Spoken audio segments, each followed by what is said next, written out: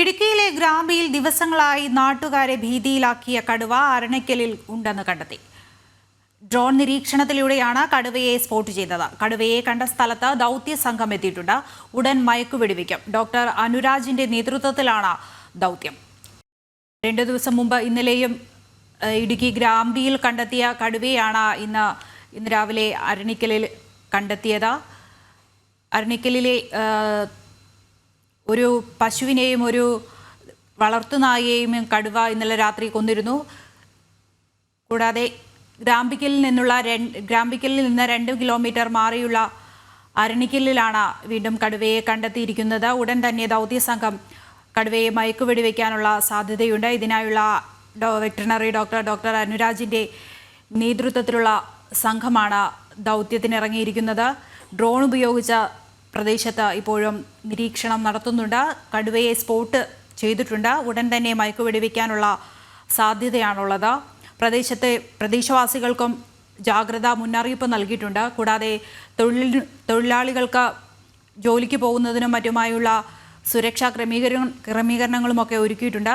വിവരങ്ങളുമായി സുബിൻ തോമസ് ഉണ്ട്. മയക്കോട് വെക്കുന്ന കാര്യത്തെപ്പറ്റി ഇതുവരെയും ഒരു വ്യക്തത ലഭിച്ചിട്ടില്ല. കാരണം ഇപ്പോഴും ഈ കടുവ ഈ പറയുന്ന ഈ തേയിലത്തോട്ടത്തിനോട് ചേർന്ന് തന്നെ കിടക്കുകയാണ്. ഈ തേയിലത്തോട്ടത്തിന്റെ തേയിലച്ചെടികൾക്കുള്ളിൽ കിടക്കുകയാണ്. ഈ സമയത്ത് ഈ ഒരു കടുവയെ മയക്കോട് വെക്കാൻ കഴിയില്ല എന്നാണ് നിലവിൽ വനംവകുപ്പ് അറിയിച്ചിട്ടുള്ളത്. ഈ 2 വശത്ത്, അതായത് നമ്മൾ നിൽക്കുന്നതിന് നേരെ ഈ തേയിലക്കാടിന്റെ താഴ്ഭാഗത്തായി മറ്റൊരു റോഡ് കൂടിയുണ്ട്. ആ റോഡാണ് ഗ്രാമ്പിയിലേക്ക് പോകുന്ന റോഡാണ്. മുമ്പ് കടുവ ഉണ്ടായിരുന്ന ഒരു പ്രദേശമാണ്. ആ റോഡിലും നിലവിൽ ഇപ്പോൾ വനംവകുപ്പ് ഉദ്യോഗസ്ഥരുണ്ട്. താഴ്ഭാഗത്ത് നിന്ന് കടുവ എഴുന്നേറ്റ് കഴിഞ്ഞാൽ അല്ലെങ്കിൽ ഏതെങ്കിലും മയക്കോട് വെക്കാനുള്ള ഒരു സാഹചര്യം ഉണ്ടായാൽ ഈ ഒരു വശത്ത് നിന്ന് ചാർജ് ചെയ്യാനാണ് നിലവിൽ ഇപ്പോൾ വനംവകുപ്പ് തീരുമാനിച്ചിട്ടുള്ളത്. അതിനുവേണ്ടി ഉദ്യോഗസ്ഥർ താഴ്ഭാഗത്ത് വിന്യസിച്ചിട്ടുണ്ട്. കൂടാതെ ഈ നമ്മൾ നിൽക്കുന്ന ഈ സത്രം വണ്ടിപ്പെരിയാർ റോട്ടിലും വനംവകുപ്പ് ഉദ്യോഗസ്ഥരുണ്ട്. ഏത് വശത്ത് നിന്ന് ചാർജ് ചെയ്താലും ഏത് ഭാഗത്തേക്ക് വന്നാലും ആളുകൾക്ക് ഒരു തരത്തിലുമുള്ള ബുദ്ധിമുട്ടുണ്ടാകാത്ത തരത്തിൽ അല്ലെങ്കിൽ വേണ്ട സുരക്ഷാ ക്രമീകരണങ്ങളോട് കൂടിയാണ് വനംവകുപ്പ് ഇപ്പോൾ ആ ഒരു നിരീക്ഷണം ശക്തമാക്കിയിട്ടുള്ളത്. കടുവയുടെ നീക്കം, അതായത് ഡ്രോൺ ഉപയോഗിച്ചുകൊണ്ട് തന്നെ കടുവയുടെ ഓരോ നീക്കങ്ങളും വനംവകുപ്പ് നിലവിൽ ശ്രദ്ധിക്കുന്നുണ്ട്. അത് ഉണരുന്നുണ്ടോ, എങ്ങോട്ടേക്ക് നീങ്ങുന്നുണ്ടോ അടക്കമുള്ള കാര്യങ്ങളെല്ലാം തന്നെ വനംവകുപ്പ് നിരീക്ഷിക്കുന്നുണ്ട്. മേഖലയിൽ നിരോധനാജ്ഞ അല്പസമയത്തിനകം തന്നെ പ്രഖ്യാപിക്കും. ഈ ഒരു ദൗത്യം ഈ മേഖലയിൽ നടക്കുന്നു എന്നുള്ളത് കൊണ്ട് തന്നെ വണ്ടിപ്പെരിയാറിന്റെ ഈ ഒരു മേഖലയിൽ നിലവിൽ ഇപ്പോൾ നിരോധനാജ്ഞ പ്രഖ്യാപിക്കും. അതിനുശേഷമാവും നടപടിയിലേക്ക് എന്തായാലും കടക്കുക. വനംവകുപ്പ് ഉദ്യോഗസ്ഥർ പല സ്ഥലങ്ങളിലായി വിന്യസിച്ചിട്ടുണ്ട്. നമ്മൾ ഇപ്പോൾ കാണുന്ന ഈ പ്രദേശത്ത് മുകളിൽ കാണുന്ന 2 ലയങ്ങളുടെ ഭാഗത്തായിട്ടാണ് ഇന്ന് രാവിലെ 1:30യോടുകൂടി ഈ കടുവ എത്തുന്നത്. ഇവിടെ നിന്നാണ് ഒരു പശുവിനെയും ഒരു പട്ടിയെയും, ഈ ലയത്തിൽ താമസിക്കുന്ന നാരായണൻ എന്ന് പറയുന്ന വ്യക്തിയുടെ പശുവിനെയാണ് കടുവ ആക്രമിച്ചു കൊന്നത്. കൂടാതെ അവിടെ തന്നെ ഉണ്ടായിരുന്ന ഒരു നായയെയും 2 നായക്കുട്ടികളെയും ഈ കടുവ കൊന്നിട്ടുണ്ട്. ഈ നായക്കുട്ടികളെ എടുത്ത് ഭക്ഷിച്ച ശേഷം ഈ കടുവയും ഈ ഒരു പശുവിനെയും ഭക്ഷിച്ച ശേഷമാണ് കടുവ നിലവിൽ ഇപ്പോൾ ഈ ഒരു തേയിലത്തോട്ടത്തിന് സമീപത്ത് വിശ്രമിക്കുന്നത്. ഈ നിലവിൽ എരുമേലി റേഞ്ച് ഓഫീസർ ഉൾപ്പെടെയുള്ള ആളുകൾ ഈ ദൗത്യത്തിന് നേതൃത്വം നൽകുന്നതിനായി ഇവിടെയുണ്ട്. ഉദ്യോഗസ്ഥരും എപ്പോൾ വേണമെങ്കിലും ഈ ഒരു ദൗത്യം, അത് എപ്പോൾ വേണമെങ്കിലും ഈ ഒരു മയക്കോട് വയ്ക്കാം എന്നുള്ളൊരു തീരുമാനത്തിലാണ്. അതായത് കൂടുതൽ സമയം എടുക്കാതെ ഉടൻ തന്നെ ഈ ഒരു ദൗത്യത്തിലേക്ക് കടക്കാനാണ് എന്തായാലും വനംവകുപ്പ് തീരുമാനിച്ചിട്ടുള്ളത്. മേഖലയിൽ ഇപ്പോൾ ഈ ഒരു തൊഴിലാളികൾക്ക് ഈ തൊഴിൽ നിയന്ത്രണം ഏർപ്പെടുത്തുന്നുണ്ട്. കാരണം ഈ മേഖലയിൽ രാവിലെ ജോലി ചെയ്യുന്നതിനായി ആളുകൾ എത്തിയില്ല. തോട്ടത്തിൽ ജോലിക്കായി ആളുകൾ എത്തിയിരുന്നു. അവരെല്ലാം നിലവിൽ ഇപ്പോൾ പറഞ്ഞയച്ചിട്ടുണ്ട്. കർശന നിർദ്ദേശവും നൽകിയിട്ടുണ്ട്. ഒരു തരത്തിലുമുള്ള ജോലികൾ ഈ ഭാഗത്തെ ഇനി നടത്തേണ്ടതായില്ല, ഈ ദൗത്യം കഴിയുന്നത് വരെ നടത്തേണ്ടതായില്ല എന്നുള്ളൊരു നിർദ്ദേശമാണ് ഈ വനംവകുപ്പ് ഉദ്യോഗസ്ഥർ നൽകിയിട്ടുള്ളത്. ഈ ഭാഗത്തേക്ക് കൂടുതൽ ഉദ്യോഗസ്ഥരും ഇപ്പോൾ എത്തുന്നുണ്ട്.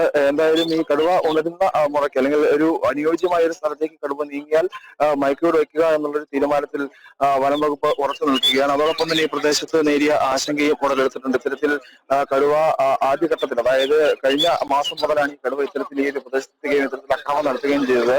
ഈ അരുണക്കൽ മേഖലയിലൂടെയാണ് കടുവ ആദ്യഘട്ടത്തിൽ ഗ്രാമ്പിയിലേക്ക് എത്തുന്നത്. ഈ പ്രദേശം പിന്നിട്ട് ആ സമയത്ത് ആദ്യ ദിവസങ്ങൾ ഈ പ്രദേശത്തേക്ക് വനാതിർത്തി വിട്ട് ഇവിടേക്ക് വരുന്ന സമയത്ത് ഈ ഭാഗത്ത് ഈ കടുവ ആക്രമണം നടത്തിയിട്ടുണ്ട്. ഒരു പശുവിനെ ആക്രമിച്ചിട്ടുണ്ട് എന്നുള്ളതാണ് ഇവിടെ നിന്നുള്ള ആളുകൾ പറയുന്നത്. അതിനുശേഷമാണ് ഈ ഗ്രാമ്പി ഭാഗത്തേക്ക് ഈ കടുവ പോയിട്ടുള്ളത്.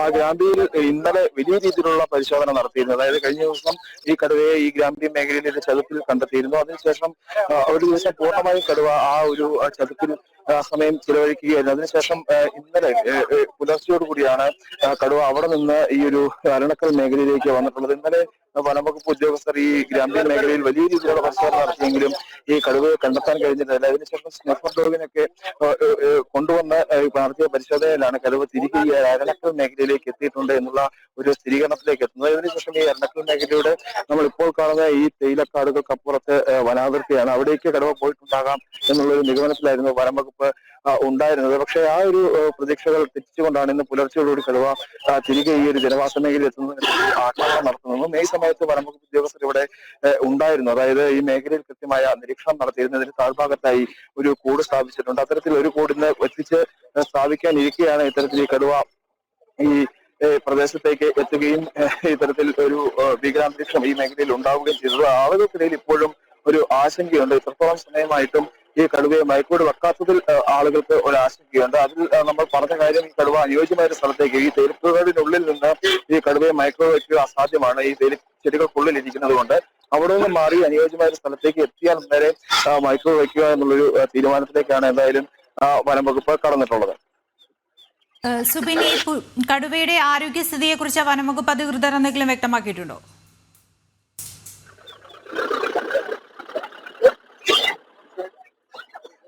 കടുവയുടെ ആരോഗ്യസ്ഥിതി സംബന്ധിച്ച് വനംവകുപ്പ് കൃത്യമായ ഒരു വിശദീകരണം നൽകിയിട്ടില്ല. അതിനെ പിടികൂടിയെങ്കിൽ മാത്രമേ ആ ഒരു നടപടികളിലേക്ക് എന്തായാലും വനംവകുപ്പിന് കടക്കാൻ കഴിയൂ. ഈ മുറിവ് എത്രത്തോളമാണ്, അല്ലെങ്കിൽ എത്രത്തോളം ഈ പരിക്ക് ഗുരുതരമാണ് നടക്കുന്ന കാര്യങ്ങളെല്ലാം തന്നെ ഒരു വിശദീകരണം ലഭിക്കുക. അത് കടുവയെ പിടികൂടിയെങ്കിൽ മാത്രമേ മനസ്സിലാക്കാൻ സാധിക്കൂ. ഇതിൽ എടുത്തു പറയേണ്ട ഒരു കാര്യം എന്നുള്ളത് ഈ ഗ്രാമ്പി മേഖലയിലായിരുന്നു കടുവ ഉണ്ടായിരുന്നത്. അവിടുന്ന് ഏകദേശം 2 കിലോമീറ്റർ മാറിയാണ് ഈ അരണക്കല്ലുള്ളത്. അതുകൊണ്ട് ഒറ്റ രാത്രി കൊണ്ട് ഈ കടുവ ആ മേഖലയിൽ നിന്ന്, അതായത് ഗ്രാമ്പി മേഖലയിൽ നിന്ന് ഈ ഒരു അരണക്കൽ മേഖലയിലേക്ക് എത്തി എന്നുള്ളത് കൊണ്ട് തന്നെ ഈ കടുവയുടെ പരിക്ക് അത്രത്തോളം ഗുരുതരമല്ല എന്നുള്ള ഒരു നിഗമനമാണ് ഇപ്പോൾ നമുക്ക് നൽകാൻ കഴിയുക. പരിക്കുണ്ടായിരുന്നുവെങ്കിൽ ഇത്രത്തോളം ദൂരം കടുവ സഞ്ചരിക്കില്ല. ആദ്യഘട്ടത്തിൽ വനംവകുപ്പ് ഉദ്യോഗസ്ഥർ പറഞ്ഞിരുന്നത് ഈ കടുവയ്ക്ക് പിൻകാലിന് ഗുരുതരമായ പരിക്കാണ്, അതുകൊണ്ട് ഒത്തിരി ദൂരം ഈ കടുവയ്ക്ക് സഞ്ചരിക്കാൻ കഴിയില്ല.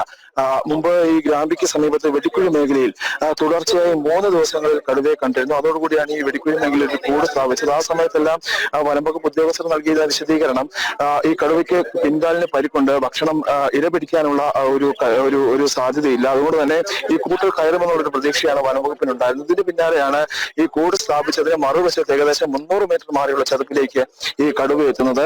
അതോടുകൂടി വനംവകുപ്പ് ഉദ്യോഗസ്ഥർ അവിടെയും കൂട് സ്ഥാപിക്കാനുള്ള ഒരു തീരുമാനം 2ാം ഘട്ടത്തിൽ എടുക്കുന്നു. പക്ഷേ ഈ കടുവയുടെ പരിക്ക് ഗുരുതരമായതുകൊണ്ട് കൂട് സ്ഥാപിക്കേണ്ടതില്ല, മയക്കുവെടി വെച്ച് പിടികൂടാം എന്നൊരു തീരുമാനം പിന്നീട് എടുക്കുകയായിരുന്നു. അന്ന് വൈകിട്ട് ഒരു ദൗത്യം ആരംഭിച്ചുവെങ്കിലും അത് വെളിച്ചക്കുറവ് മൂലം ഉപേക്ഷിച്ചു. പിറ്റേ ദിവസം ഈ ദൗത്യത്തിനായി വനംവകുപ്പ് ഉദ്യോഗസ്ഥർ എത്തിയപ്പോഴാണ് ഈ കടുവയെ കാണാതാകുന്നത്. വലിയ രീതിയിലുള്ള പരിശോധന, ആ ചതുപ്പിൽ ഇറങ്ങിയുള്ള പരിശോധന എല്ലാം നടത്തിയ ശേഷവും കടുവയെ കണ്ടെത്താൻ കഴിയാതെ വന്നതോടുകൂടിയാണ് ഇത്തരത്തിൽ കടുവ അവിടെ നിന്ന് മുമ്പോട്ടേക്ക് നീങ്ങിയിട്ടുണ്ട് എന്നുള്ളത് വ്യക്തമായത്. പക്ഷേ വനംവകുപ്പ് ഉദ്യോഗസ്ഥർ പോലും ചിന്തിച്ചിട്ടുണ്ടാവില്ല ഇത്രത്തോളം ദൂരം ഈ കടുവ, അതായത് 2 കിലോമീറ്ററോളം ദൂരം കടുവ സഞ്ചരിക്കുമെന്ന വനംവകുപ്പ് ഉദ്യോഗസ്ഥരും തുടരുക.